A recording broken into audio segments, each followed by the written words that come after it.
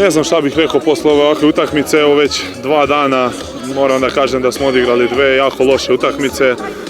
Postoje neke stvari koje bi nas možda malo opravdale, ali mislim da za ovako 2 loša izdanja, mogu da kažem katastrofalna izdanja, posle prošlogodišnje ovdje smo bili 3. Svega već smo i 2 utakmice izgubili sa preko 10 razlike.